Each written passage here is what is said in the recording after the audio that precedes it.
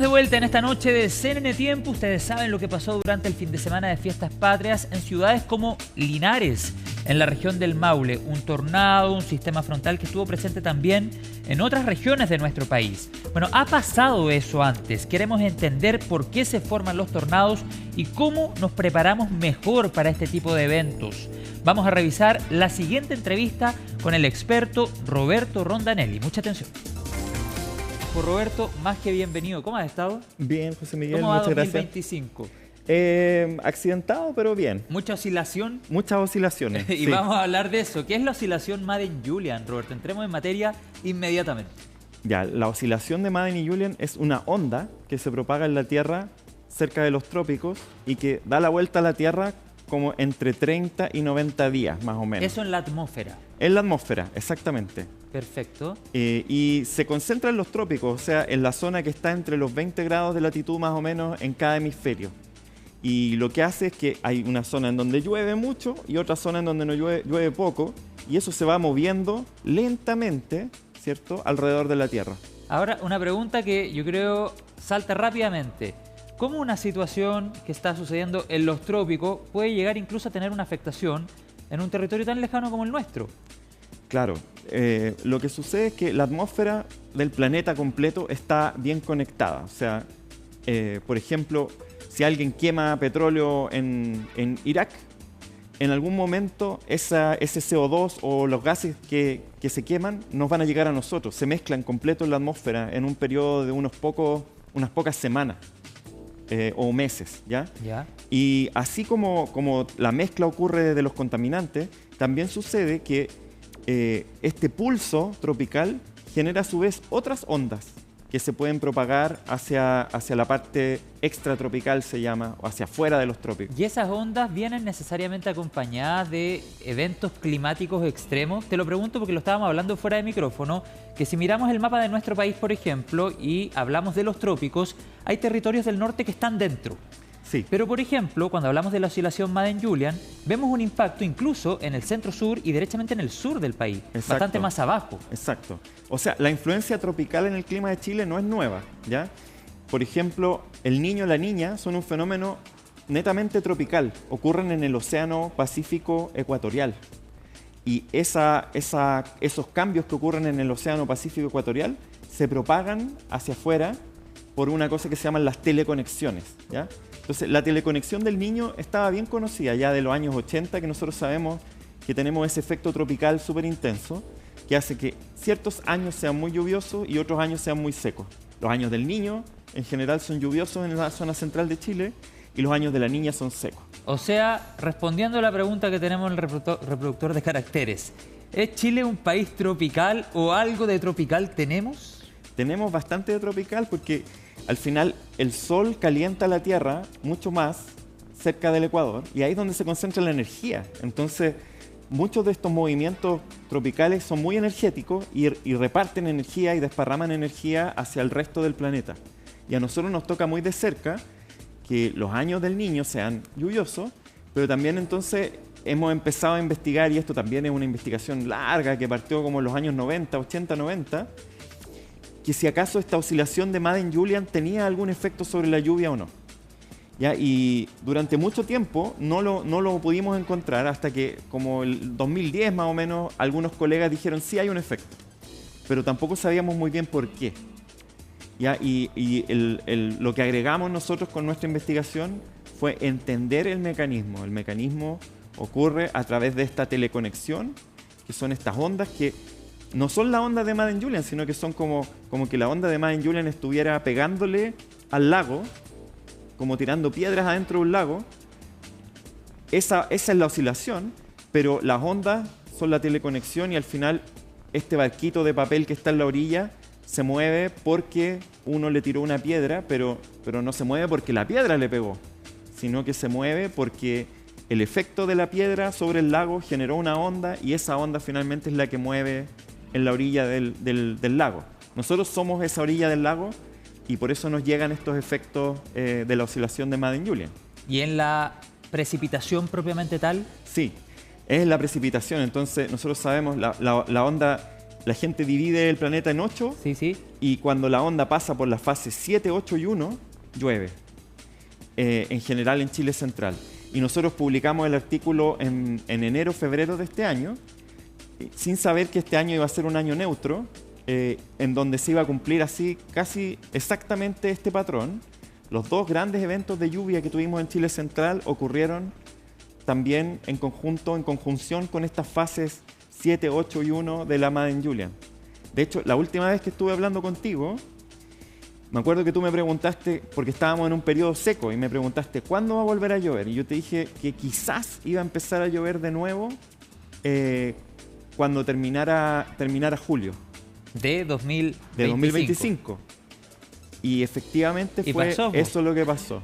Mira. Y eso era porque estábamos mirando justamente la señal Sí, claro. de la MJO o de la MJO. La gente O sea, le llama podemos, MJO. claro, podemos deducir a esta hora de la noche, Roberto, que esta oscilación Madden-Julian es capaz efectivamente, sumado por supuesto a otros factores, de generar eventos extremos, ya sea con precipitaciones o incluso en otros periodos del año, intensas olas de calor. O sea, el evento más extremo hidrometeorológico o meteorológico que hemos tenido en Chile en los últimos quizás 30 años o 40 es el aluvión de Atacama del 2015. Y ese aluvión del 2015 ocurrió justamente con la más intensa de estas oscilaciones de Madden-Julian que se ha registrado en el planeta. O sea, el día 16 de marzo del 2015, la MJO, esta onda en el trópico, estaba en su máxima intensidad nunca antes Claro. registrada. Bueno, y nosotros hablamos de Madden-Julian porque responde a los apellidos de personas que trabajaron este concepto. Sí, a los apellidos de los profesores norteamericanos que descubrieron la onda, pero hace poco se supo que en realidad 10 años antes, un profesor chino, Chie, con sus colegas habían descubierto la oscilación 10 años antes, al menos. Mira. Entonces en realidad la oscilación se debería llamar Chie Madden-Julian, pero todavía no le cambian el nombre y quizás no lo van a cambiar.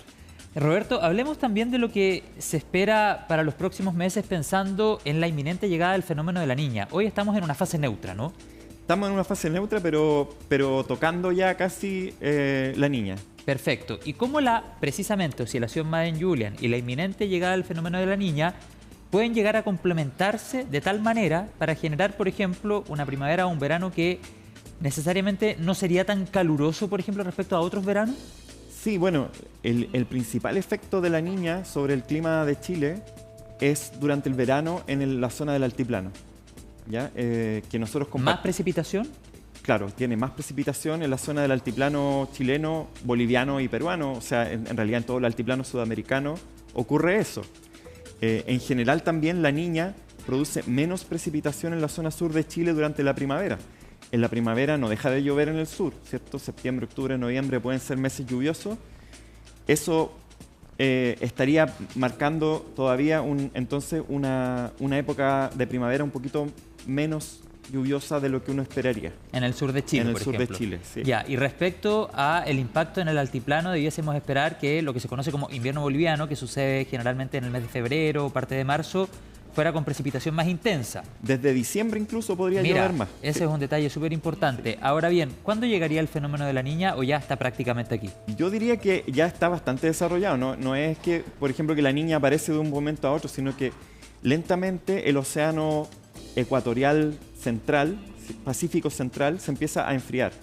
Y ya se ve ya la pluma de enfriamiento y eso empieza a desencadenar ahora los efectos atmosféricos. Claro. ¿Ya? Esto tiene una reflexión en el océano primero, se enfrían las aguas tropicales y después empiezan a funcionar los mecanismos atmosféricos que lo intensifican. Perfecto. Y uno de los impactos en el centro del país, por ejemplo, podría ser que en el verano no tengamos tantas olas de calor o temperaturas tan excesivamente altas. Debiera disminuir un poco la temperatura. Ahora, las olas de calor igual podrían ocurrir porque en realidad el efecto de la Niña es como 1 grado menos, ¿ya? En la temperatura sobre la superficie de la Tierra, unos 2.000 metros hacia arriba, uno ve que hay un enfriamiento. Pero no necesariamente eso va a cambiar la ola de calor que ocurra o no, sino que va a ser un poquito más débil nomás. Roberto, ¿y cómo se complementa o cómo se potencia o cómo impacta, por una parte, un fenómeno de la Niña y por otro lado, la oscilación Madden-Julian? Bueno, esta es una materia del colegio que no sé si la gente se acuerda de física, pero no sé si en tercero o cuarto medio está No era de mis ramos favoritos, déjame decir. Pucha, Química me gustaba más, pero física... Ya, química, bueno. Ya. No, pero física están las ondas. Y Sí. hay un concepto que se llama la superposición de las ondas. Entonces, por ejemplo, yo hago una onda así, uno lo puede probar en latina, hagan los niños en latina con sus hermanos, no, van a mojar el Van a baño, dejar pero todo mojado. si uno hace una onda, ¿cierto? Y el hermano hace otra onda, entonces se empiezan como a generar patrones, ¿cierto? Que responden a la interferencia de esas dos ondas. Sí. ¿Ya? Entonces Sí, sí. uno podría, por ejemplo, cancelar el efecto de una onda con otra onda, ¿ya? O amplificarlo todavía más, ¿ya? En general la niña tiende a debilitar las precipitaciones en Chile y la oscilación de Madden-Julian tiende a intensificarlas. Entonces, en general, como que se destruye una con la otra y eso haría entonces que si tuviéramos la oscilación de Madden-Julian junto con esta condición de la niña, en general las cosas andan más bien cerca de la normalidad.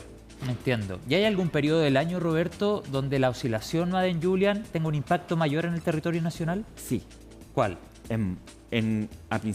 A fines del verano, principios del otoño, creo yo, que es la situación que ocurrió en Atacama el 2015, ¿ya? Porque una repetición de las condiciones que ocurrieron en Atacama, sobre todo pensando en un clima más cálido en el futuro, van a generar un aluvión que sea más intenso incluso Entiendo. que el aluvión de Atacama. Que cuando pasó el aluvión de Atacama, estábamos con fenómeno del niño y la niña.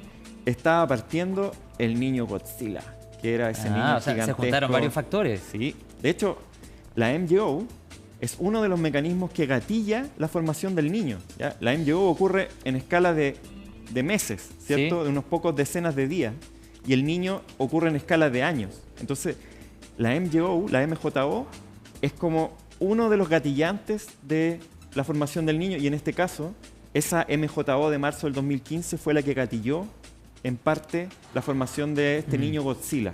Sí, claro. Qué importante es entender estos conceptos, Roberto, lo estábamos hablando incluso antes de empezar el programa, que pueden parecer distantes o que tal vez nunca los hemos escuchado, por ejemplo el de la oscilación Madden-Julian, pero claramente nos permite entender, por ejemplo, el impacto que puede llegar a tener algo que sucede en los trópicos, insisto, bastante lejos del territorio nacional, pero que se potencia con otros eventos de la climatología y de la meteorología y derivan en consecuencias como, por ejemplo, el aluvión de Atacama que tú hacías referencia anteriormente. Mira, si nosotros fuéramos una potencia científica como Estados Unidos o China, probablemente nosotros tendríamos muchos más instrumentos desplegados en el Océano Pacífico fuera del territorio nacional, porque esa zona es la que finalmente impacta el tiempo Claro. atmosférico en Chile. O sea, nos permitiría entender muchas otras cosas. Claro, probablemente. nosotros dependemos mucho del esfuerzo internacional de observación sobre el Pacífico para poder tener Bueno, buenos pasa cuando pronósticos. hay un terremoto, un sismo, miramos por supuesto qué dice Norteamérica respecto a la eventual llegada o no de un tsunami, etcétera. Exacto.